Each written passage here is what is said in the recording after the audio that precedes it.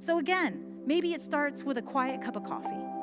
Maybe it starts when you take a breath, just close your eyes for 5 minutes, just find a quiet space for 3 minutes before you tackle all the emails, before you make all the phone calls, before you go to the exercise class or the club meeting you have.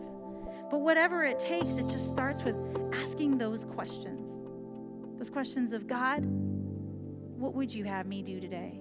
God, where can I see you today? God, can you remind me of who I am? Because in all of the doing, we can easily forget the beingness of who we are.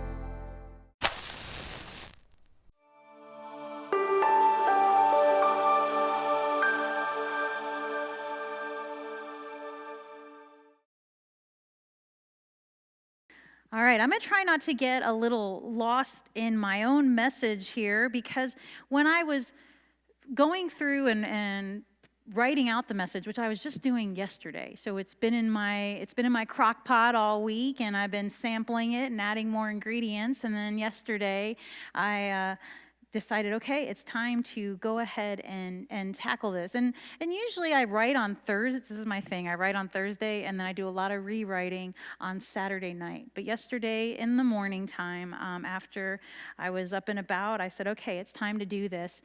And as I was going through the message, it's easy to go out there and say, hey, this is what we need to do, guys. This is how it's going to happen. Let's do it. But we don't always talk about the things that might interrupt along the way. Or sometimes someone tells us something, and in my mind, I'm like, yeah, but how do we do that? And why did that happen? And what happens if you get off course? And what are all the markers? So you might hear some repetitiveness as we go through this, but I want to start off by painting a picture. And I bet everyone has been there in their own way. So you have guests coming over for dinner. And you actually already have some guests at the house. And there are things you didn't finish. You guys have some of those. Like, I have some that can come before everything is ready. And then the rest, it's like, no, it's a very hard, see you at 5:30. Oh, you could come at 5:15 because I could use your help. But the funny thing is, as people show up, they start mixing and mingling and doing their thing. And you have the dishes from the food you cooked. And you really wanted to get those washed, because after everyone's done eating, it's just going to pile up. And you only have 2 sinks, even though they're big and they're deep. And then it's like, gosh, this isn't set up the way I wanted to, and you're looking for someone to help you. Well, in the midst of all of this, one of your guests just happens to be none other than Jesus. What a beautiful feeling, right? No, way more pressure. Okay, dang it, Jesus is sitting out in my living room with people, and I've got a lot to get done. What did he think when he saw that there was a coat on the floor that fell off the coat rack? I mean, what do we got going on there? And it's funny, because then you're in that place where maybe it's your sister, like the Bible story, or maybe it's your spouse, or maybe it's one of your 6 children, and it's like, what are you guys doing? There's so much to do. Nobody is helping me. And that's what we have. We have that story of Martha and Mary, right? One that we've all heard a number of times. And sometimes, depending on what day of the week it is, I'm Martha. And I'm like, yeah, Mary, get off your keister and help out, right? And then other times, I'm so Mary. I'm like, Martha, Jesus is here right now. Like, all we need to do is just be. Okay? He's not worried about the dishes in the sink. He's probably going to get up and help wash them, or actually just be like, whoop, and they're all clean, So, hey, no big deal, right? But it's funny, because although these 2 sisters are there in this one house with this one master teacher in this one holy moment, they have 2 very different perspectives.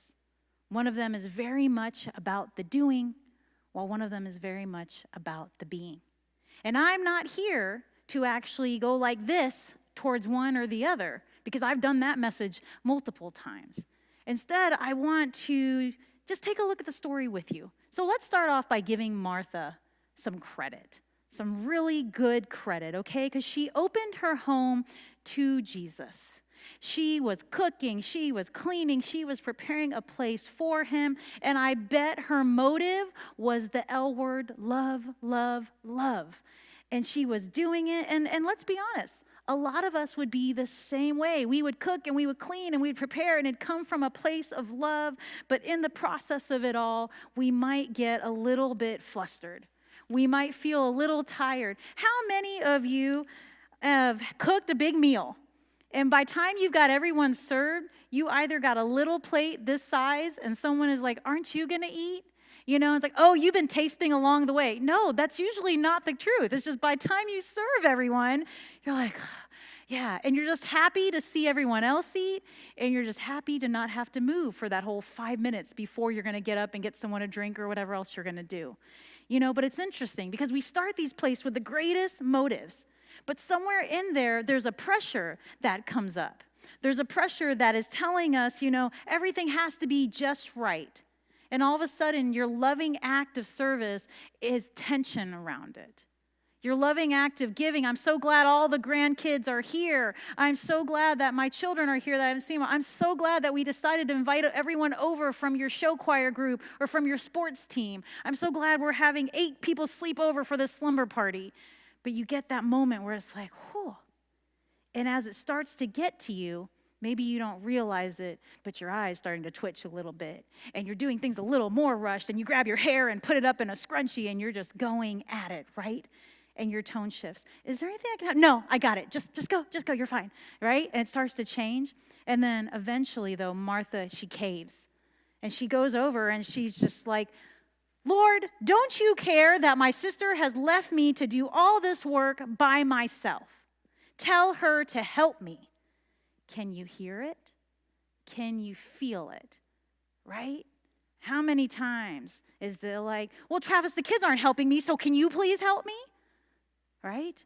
How many times is it, on a second thought, if you don't mind, could you please do this for me because I have to do this over here? And it's not just in having people over. It's in all kinds of things. It's in projects in our workspaces. It's in some of the hobbies that we do that engage with other people. It's in some of our engagements throughout the week where someone says, hey, is there anything I can take off your plate for you? You're like, no, I got it. And, question your motive there. Do you got it because I want to make sure it gets done perfectly? Do you got it because your heart is genuinely saying, no, I want to do this, I want to do this? Or do you got it because you're afraid if you don't got it just right, then you're not living up to that standard that you set for yourself? For yourself is the key words. Jesus responds to Martha and he's saying, you're so worried and you're so upset about these things, but really there is only a little bit that's needed here in this moment. And he doesn't shame her, but he directs her, he guides her, he points her in the decision. He doesn't tell her she's doing anything bad, but he says to her, you're getting pulled in all these directions.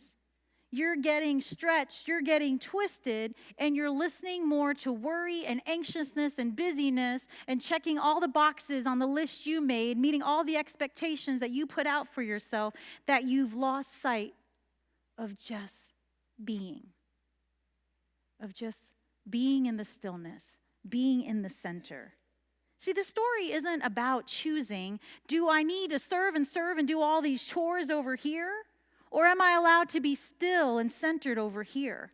Because when you master the stillness and the centering over here, it's really hard to do. I haven't mastered it. Anyone who's mastered it, please come and share tips, because it's like a lifelong goal to master the stillness over here. And this is the part that's hard, take it with you over there. How many of us have woken up in the morning feeling full of love and life and vigor, and we are ready to take on the world? And you feel still, you feel whole, you did your meditation, and the moment you walk through the door, whatever that next place is, the chaos in that environment, or the chaos that your mind is projecting into that environment, has already taken this and turned it into that. It happens so easily. Jesus was never saying to Martha, you have it all wrong. I don't want you to care about me, whether the food tastes good, whether the house is clean. But he's saying, where is that caring coming from? He's inviting her to stop for a moment and allow the room to stop spinning. Allow her to-do list to stop spinning. Allow her head to stop spinning. And allow her heart to stop spinning. It's crazy, but sometimes we don't let our souls get settled. And then when we don't let our souls get settled, which was once sacred service is no longer sacred because it comes with all this additional noise. How many times have you started something with a good heart?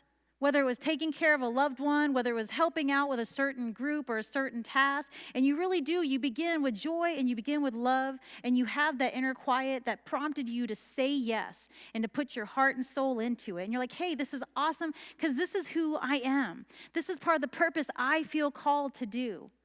But you don't take breaks, and you don't rest, and you don't accept the help that's given to you. So then later, when you're all tangled from all that spinning, you feel abandoned, you feel angry, you feel frustrated, you feel like you've bitten off more than you can chew, but I'm going to do this, I'm going to do it well, but then I'm not going to do it again. How often do we end up there? It doesn't always happen all at once. The pressure will build slowly, and that's where Martha is. She didn't rest. She stopped listening to the inner voice and more to all the noise that was around her.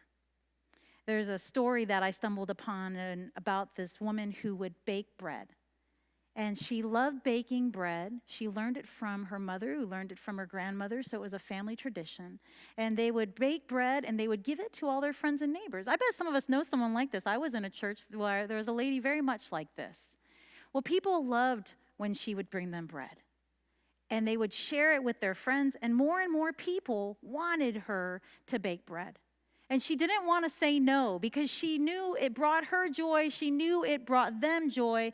But slowly, as more and more people were asking her to bake bread, she would wake up even earlier.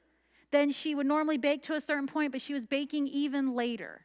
And sometimes late at night, where she would normally rest and prepare for the next morning, she would say, oh, I have some time. I'm going to do that here and now. And eventually there came a day where she had a tray and she dropped it.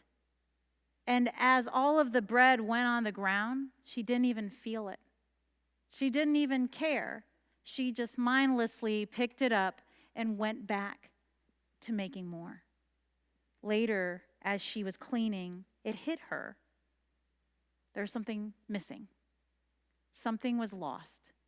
She realized that more than people loved her bread, what they loved was the spirit and the love that she put into the bread.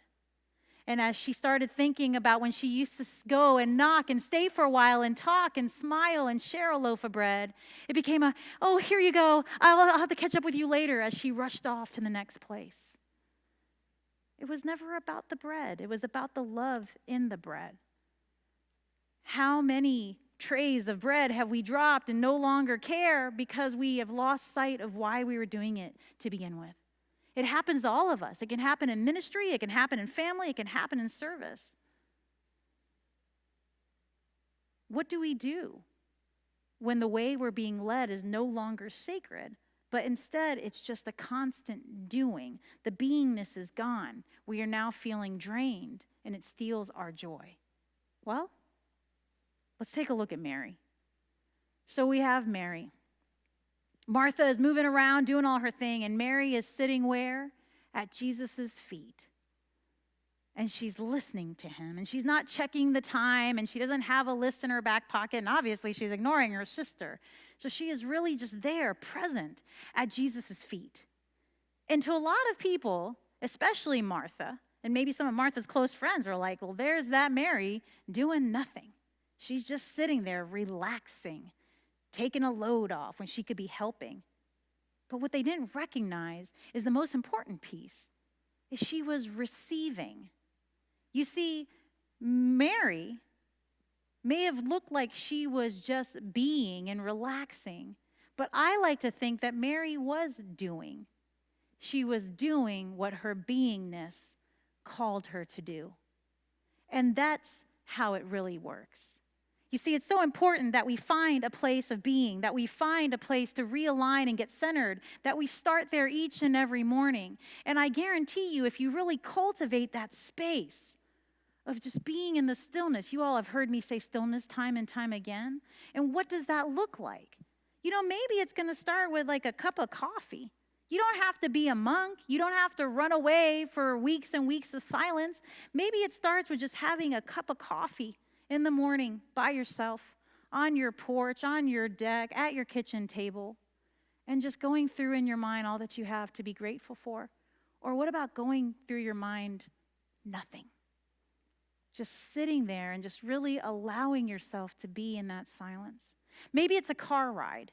Maybe it's a walk. Maybe it's putting on that particular hymn that really just calls you into a place of quiet. Maybe it's Barb Nelson coming in here and fertilizing the soil for what we get to do in here once she's gone. Whatever it is, when we start ourselves in that beingness, it only prepares us. It only gives us what we need, the strength, the compassion, and the endurance for the doing. But along with all those things that it gives us, it also gives us the doing. I guarantee you, when you start your day, when you start your afternoon, when you start your evening, when you lay down at night with stillness and beingness, the doing will come organically. The doing will come effortlessly. When you think about ministries that pop up in this church, there was something within the beingness of an individual that prompted them into that doing.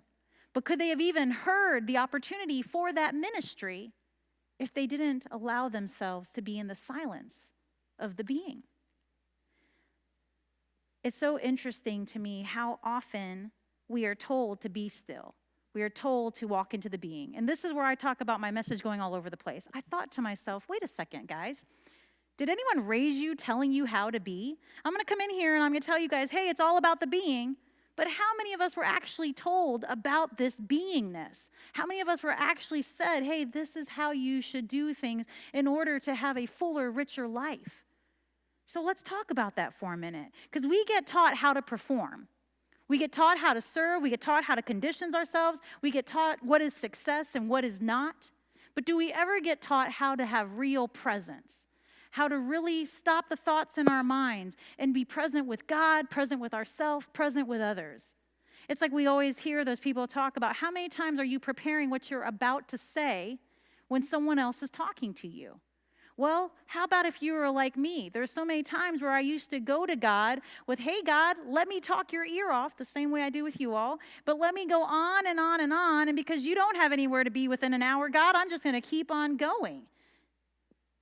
It took me a little bit to recognize that not only is it important for me to share with God, even though God knows everything going on, it was more important for me just to be with God. And it wasn't about the where or the how or what was said or what I was wearing or who was there with me. It was just about finding that place to be present. It's so easy to fall into a trap of thinking that our value comes from our work. If you're not doing this and that, if you don't look like this and that, if things aren't measuring up this and that, then you don't have value. But Jesus is trying to say your value is secure. Your value is sacred. Your value cannot be taken from you. So you can cook the greatest meal in the cleanest house and entertain 25 guests. And that's not going to increase your value. Your value has been with you from the moment you came into this incarnation as a child of God. It's nothing that you can distort or take away or throw away. It's yours. And there's not a price on it. But it's so amazing how we tend to lose ourselves in thinking we need to seek our value, find our value, and earn our value. Where when we spend time in that beingness and then we respond in the doingness, it's so evident that the value that we need to do these things came from God. When you look at people, even the bells today, as they were performing, or were they sharing their gifts? Whatever it means to those of you that did it. But the thing about those their gifts and their talents. And sure, it takes practice and commitment and all of those things, but there's something deeper that they're willing to share that with us. You know, and if they were just caught up in lives, and sorry, I don't want to project anything on you guys, but for any of us, if we're just caught up in the do, it doesn't give us an opportunity to truly use our gifts. It doesn't give us an opportunity to truly fulfill and serve our purpose the way that God has called us to. So again, maybe it starts with a quiet cup of coffee. Maybe it starts when you take a breath, Just close your eyes for 5 minutes. Just find a quiet space for 3 minutes before you tackle all the emails, before you make all the phone calls, before you go to the exercise class or the club meeting you have. But whatever it takes, it just starts with asking those questions. Those questions of, God, what would you have me do today? God, where can I see you today? God, can you remind me of who I am? Because in all of the doing, we can easily forget the beingness of who we are. Jesus wasn't just asking Martha to slow down. He wanted her to learn something. And that's really important because Mary, as she sat at his feet, she was being a student. Yes, she was sitting there receiving from him, but she was learning in her receiving. She was feeling in her receiving. She was experiencing and receiving. And so there's a question for you all. As you're trying to cultivate beingness, who are your teachers in this season? Are you moving out looking for the teacher that is seeking you? What are you carrying into your spaces each and every day? What are you bringing to Jesus? What are you asking the Spirit for? And beingness isn't just spiritual either. It's physical. You know, beingness involves taking care of your body. If you notice you're in a pattern of being easily irritable, not wanting to do things, not feeling motivated, but you haven't slept well for the past several nights because you've been worrying and anxious and going and going and going, well, that's an alarm right there. That's your body telling you, slow down. Actually tell someone, I would love to see you, but I'm going to go home and take a nap. You know, yeah, I would love to sit up late and watch this movie with you, but I think I'm going to go to bed. It's okay to listen to your body. It's okay to care about you, so then in that beingness, you can care about others. I have a tendency to fall into the Martha and Mary story all the time. I like to pretend. I like to pretend that, because I'm a minister, and even before I was a minister, that, I know how to spend time with God. I know how to be still and be quiet. But I've told you all many a times, I fall short in that. But I recognize that usually the reason that I fall short in that is because I'm making it another checkbox. I want to keep everything level, so I better schedule my beingness for 3 o'clock today, Virginia, hold my calls. But if you want to experience true beingness that cultivates into doingness, and the motive of love stays true the entire way, then my encouragement to you would be start in that place. Start in the center. Start in the place where you don't hear any noise, and the only message that is moving in you is that message that says, I'm so glad you're with me today. I'm so glad to see you, my child, my love. I'm so glad to look upon your face and see how amazing and awesome you are. I can't wait to see all the extraordinary things you do in this day. Thank you for stopping here first. Jesus modeled it for us. He didn't heal anyone because he had to. He didn't go speak to anyone because he was forced to. But he woke up every morning and retreated. He went and spent time with the Father. He saw the Father. He was with the Father, and his actions could then come from the Father. So that is my challenge to you. That is my invitation to you all this week. Take it or leave it. But can you? Can you actually walk out of here this morning and take a moment and just recenter yourself? Just find that stillness and allow all of your actions today to come from that place, to come from that knowing and that being that there's absolutely nothing you have to do. But within your beingness, the Spirit will reveal all the beautiful things that you get to do. Please pray with me. Our most gracious and loving God, we are so grateful for your word. We are so grateful for the truth of who you are that reveals to us the truth of who we are. Help us to see the places where we can serve you more through our stillness, where we can serve you more through doing with the motive of love. God, we are so grateful for Christ Jesus and the example that he set before us. Help us to recognize that as he sets that example, that we can sit with him in that stillness and be. It's in Jesus' name we pray. Amen.